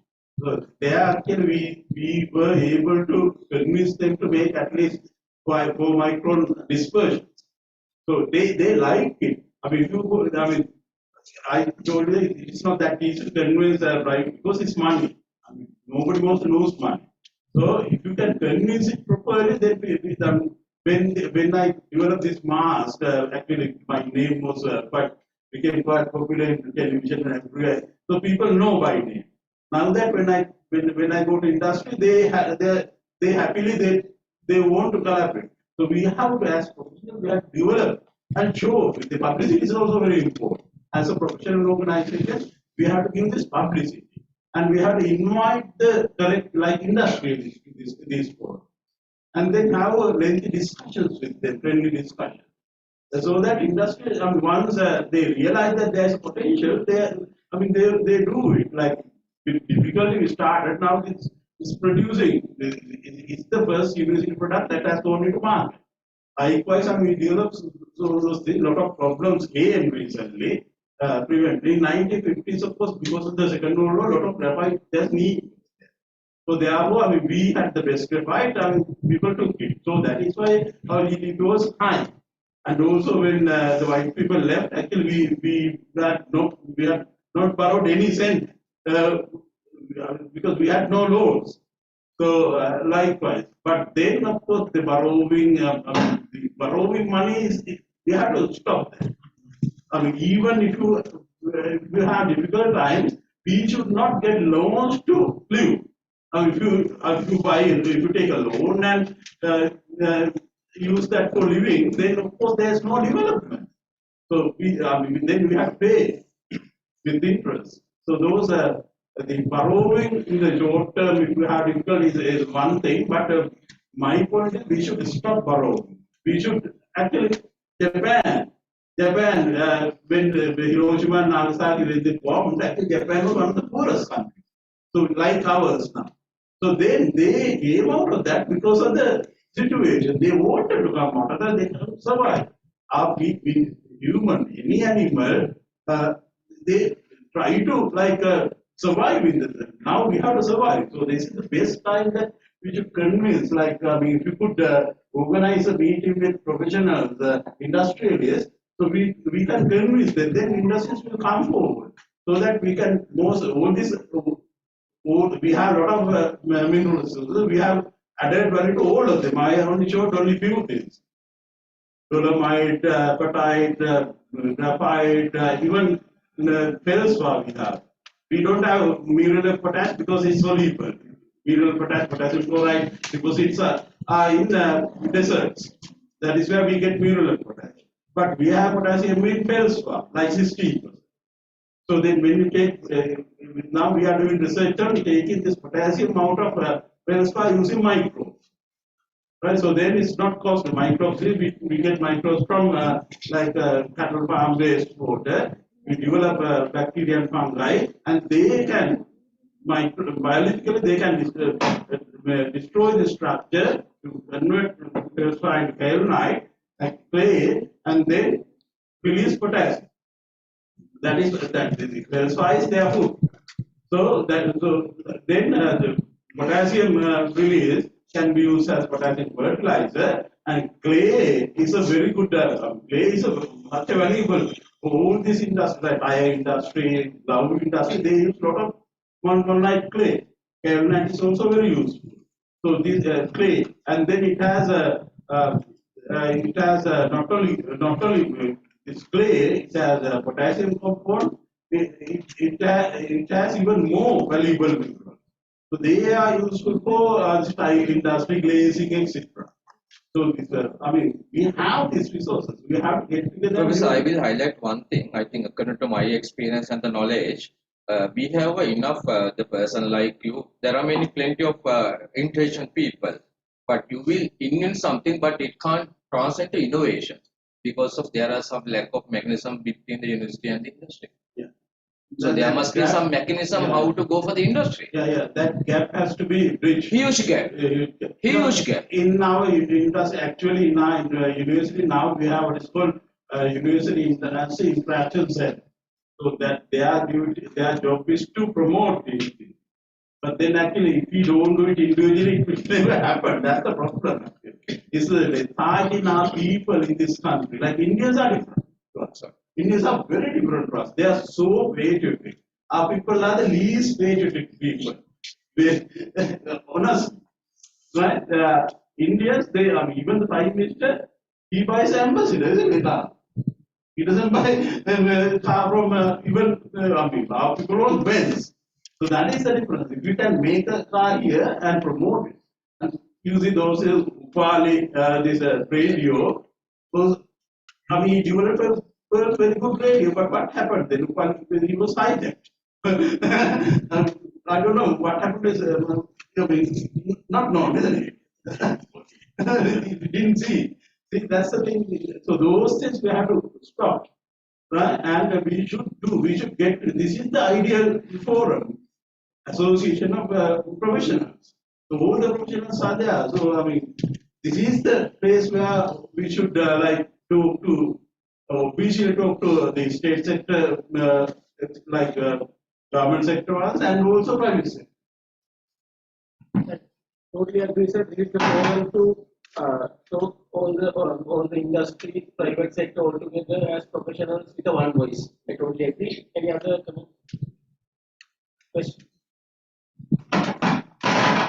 For this year, Professor Halpert, actually, the Institute of Chemistry is on appointed committee. University does Institute of Chemistry Interaction Committee. Chairman Professor Lavanya Veda and Secretary of Virat.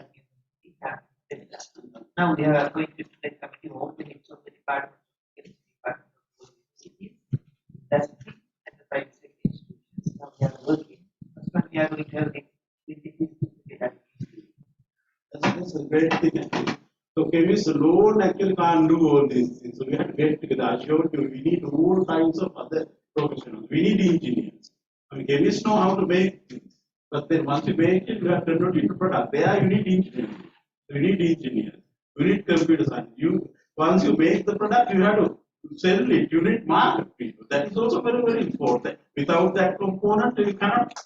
So business, market, commerce, even social. I mean, we have to give these things to people and get their opinion. So we don't know how to do it like scientists. Sociologists know how to do it. So we need to get together to all these stuff. So, and then all these ideas get converted into products.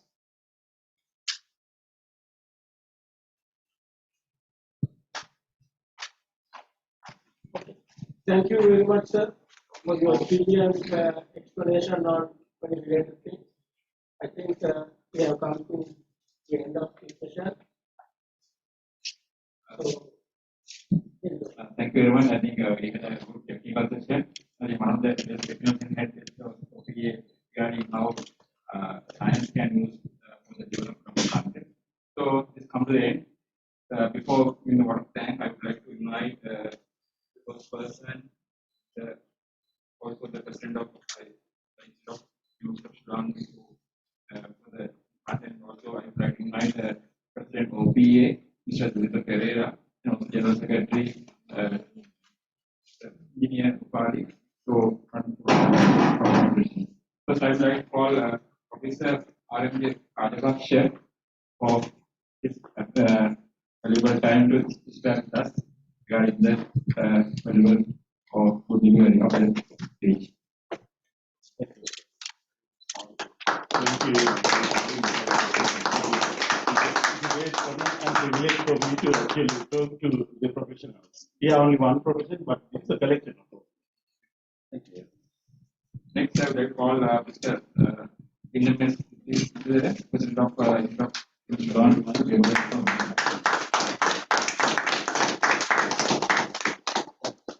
I would like to call upon my General Secretary, Engineer Pali Audio engineer work.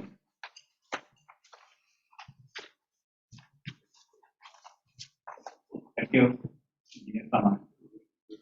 It's deep enough for me to stand over you to propose the vote of thanks after the successful event of the seminar. First and foremost, I wish to thank the speaker, Professor R. I think he delivered very interesting subject about hybrid seminar on comparative science and technology in economic development. So he informed us what are the natural resources and how it applies for our day-to-day life, and what are the benefits we can get out of these resources. So thank you very much, sir, for your interesting speech, and I think we gained a lot of information from your speech, and we improved our knowledge. So that I think I can remember when I was in the school about this something about chemistry subject. So that thank you very much, sir, for your participation. It was very much interesting subject. Thank you. Next, I must thank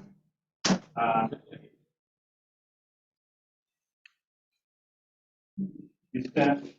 NMS Hestigedara, President of the Institute of Chemistry, Ceylon. He explained about what is the role of the Institute of the Chemistry. Basically, he said that basic science need to develop for the sustainable development. So that I think this is the today's concept. Thank you very much, sir, for your participation and the important matters about the history and also the environment and how we get the input support to the society. Thank you, sir.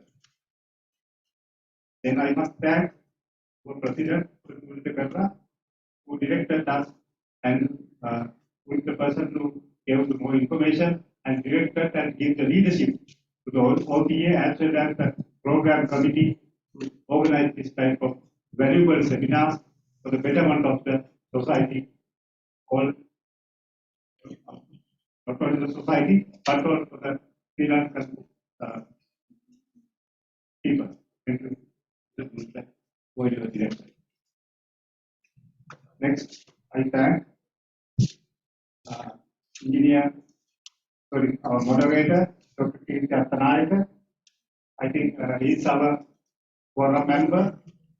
One time he was the vice president of the OTA. He always supported us to providing the information, providing the speakers, resource person, and also he tried to get all the information, all sort of history of the subject from the speaker, and he gives the full support to the presenters to deliver their speech by supporting and coordinating of the speech. Thank you very much, Dr. K. Chattanayaka, for your support and knowledge in this setup. Next, chairman of the workshop, seminar and workshop and program committee, Engineer Saman Adinarachi. I think this is his sixth seminar in this year, and we try to have at least 2 seminars every month, so that this valuable information and organizing capacity, I thank his organizing capacity to organize this type of valuable seminars. It is very, very important today's concept. So that, thank you very much, Engineer Saman, for your organizing. That was very good seminar. Our good friend, Mr. Nadrasa, is a person who, I think, 2 months back, he informed me to organize this type of seminar by collaboration with the institution, chemistry, Ceylon, Ceylon. Thank you very much, sir, for your support, coordination, and directed us to by providing some resources even will also provide us to successful this valuable seminar. Thank you, Nadrasa, for your support. And last but not least, I must thank Center Director and staff to their plus support and cooperation to conduct this seminar. And so that participants, those who are without your participation, this will not successful. So that your participation by physically as well as the student. I thank all the participants by physically as well as the student. So that your valuable participation very much appreciated. So thank you very much to all. Thank you. Good night. And I think this Institute of Chemistry, they organize open night today. On behalf of the Institute of Chemistry, I invite you to the open night. Thank you. Night.